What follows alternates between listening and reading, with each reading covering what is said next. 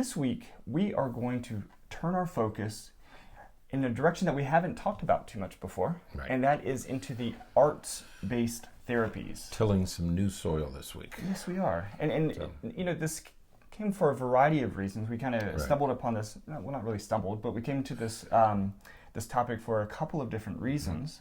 One was we had this wonderful interview that we completed with Dr. Neil Gibson that we'll be posting on Saturday.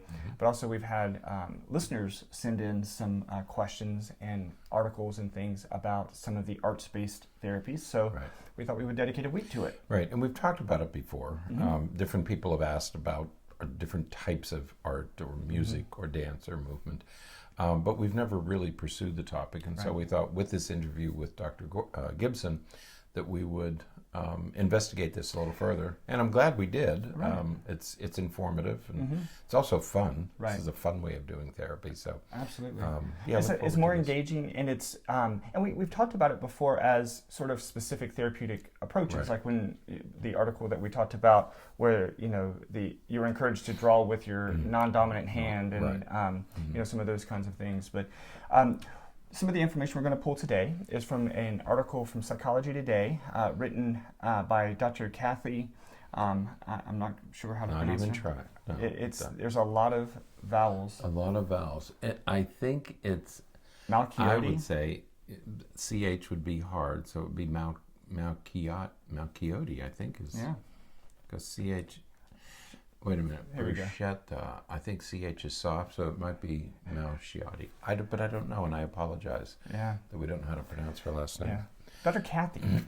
Dr. Kathy will work. And it's the title of the article is Creative Arts Therapy and Expressive Arts Therapy. And so she just kind of provides a simple guide to some of the differences. And we're gonna do a bit of an overview today, and then throughout the course of the week we'll talk about some specifics. Right. The important distinction here is when today we're going to talk about the arts, ARTS therapies, and there's a group of therapies. On Wednesday we will talk about art therapy using the visual arts of painting and sculpture. So we will specify on Wednesday that we will do art therapy. So there's a distinction with the arts, the arts more generally, globally, more generally, and then there's art therapy, which is a specific technique. Okay, and it's important. The distinctions are important, and we'll get to those later in the week. So when we're thinking about the arts therapies, what we're talking about is the utilization of various forms of expressive arts, whether it's dance or music or visual arts or drama. Play therapy, interestingly, is even falls within this category. Which I was glad they included it. It's where it really belongs, but we have to be careful because there's a distinction between art therapy and play therapy, which we'll make at the end of the article. But I like the way she sets this up because she talks about creative arts and expressive arts, and each has a role to play. So while you can use, for example, you could use dance. I think it's easier to visualize art therapy. You could do art therapy or phototherapy. Okay, you could do it as a creative endeavor, which would be one purpose, or an expressive endeavor, which would be another purpose. And I think what Dr. Gibson does is expressive more than creative. He wants to start just taking photographs, and then we'll see what they mean and why you chose them, rather than being creative. So each creative and expressive, each has a role to play. And I think that when you're introducing some of these ideas to potential patients or participants in some of these therapies, focusing on expressive, differentiating expressive and creative is going to be important, because a lot of people are going to hit at least a mental or psychological barrier, because they're going to say, well, I'm not very creative, I'm not this, I'm not that. You don't have to be creative. Doesn't matter. We're just expressing yourself with your photographs or your paintings or whatever it is you're doing. That's right, and you don't have to be artistic. The quality of the art that you produce is inconsequential. It has nothing to do with the process. I think one of the important distinctions between creative and expressive is creative is more psychotherapeutic. Okay, there's a psychotherapeutic element to it that if the therapist wants you to create things, they're really starting to delve into deeper issues. Right. Okay. Almost psychoanalytic. It's almost psychoanalytic in its perspective, because you would ask the inevitable questions of, okay, let's take a look at, why did you draw a tree? Right. Okay. Why did you select this topic, or why did you select this theme? Whereas expressive is just getting it out and not worrying so much about where it came from, as to how does it make you feel. Why are you pursuing this theme? But it's a little different level, maybe. I don't want to say superficial level, but expressing yourself through these things is different.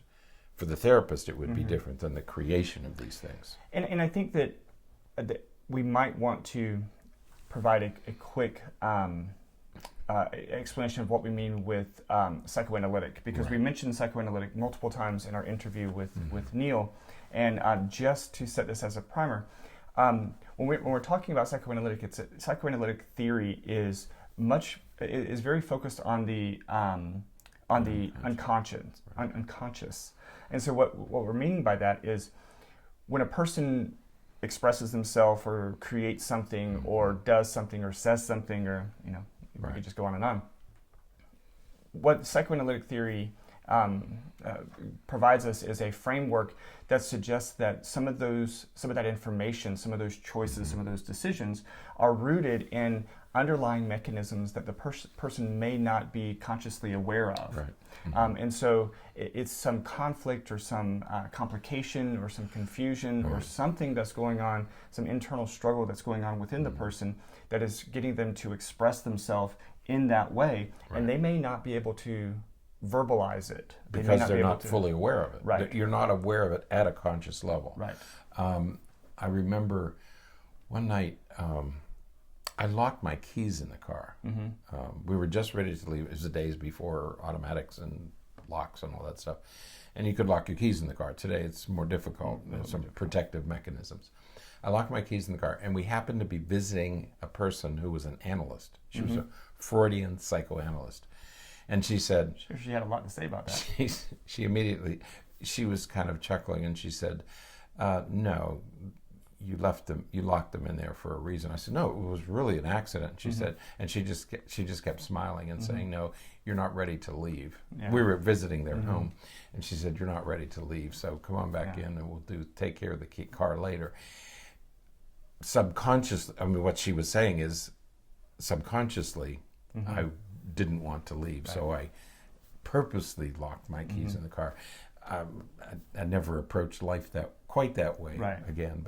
And Freud himself, and I tell my children this all the time, Freud himself said there are no jokes. Right. When people joke, they're actually making they're unconsciously, they're not aware of what they mean one thing, but they're saying another thing. Yeah, there's these unconscious motivations that we have, and so when you have the Freudian slip and the some of those mishaps and things that we say or do, the psychoanalytics will say that there is an underlying meaning behind those things. That wasn't a slip of the tongue. That was something that's in you somewhere, and it just came out. Right. And you weren't fully in control, but it's there somewhere. Yeah.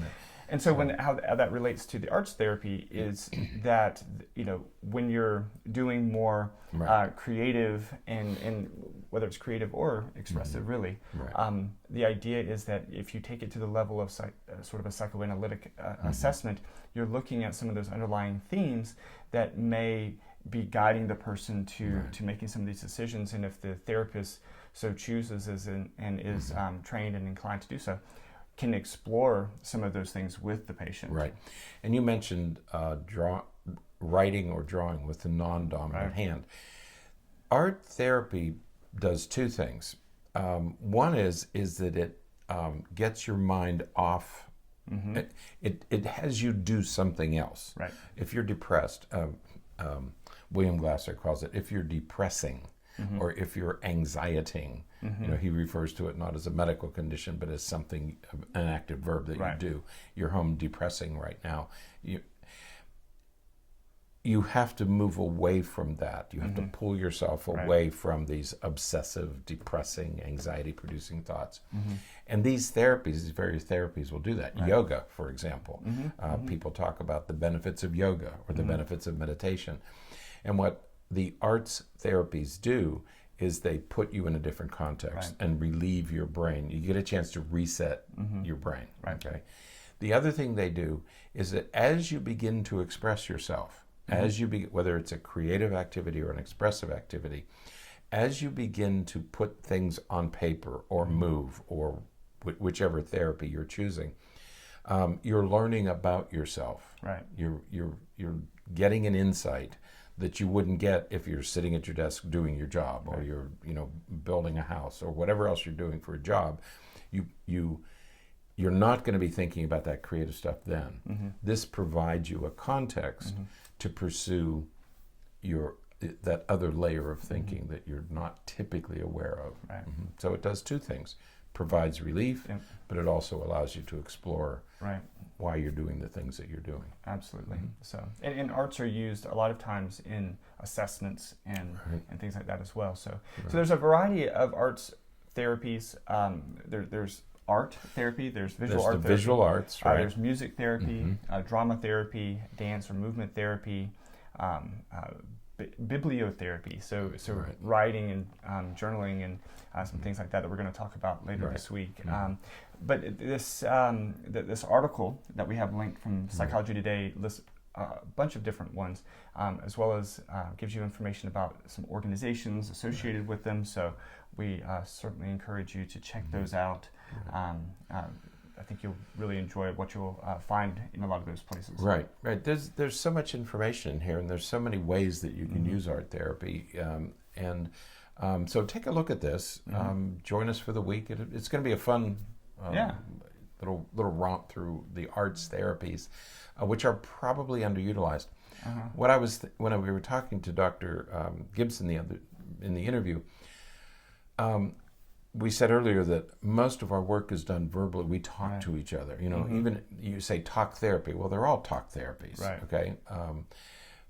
What this allows you to do is it allows you to bring something visual or movement. It's another modality, and you can. It enlivens and enriches the therapeutic experience. We know we use it with children, with very young children who don't have well-developed language abilities, so you use play therapy, but it doesn't have to be limited to children. Great benefits, as Dr. Gibson told us in the interview. There are all kinds of benefits for all age groups. Absolutely. So check those out. Stay with us for the week. I think you'll enjoy it. This is certainly an area that we are enjoying as we have explored it a little bit. Learning more about it. And I certainly think I'm going to be incorporating some of these things in my work. So I hope to. All right. So until next time, stay happy, stay healthy, and forget to be afraid.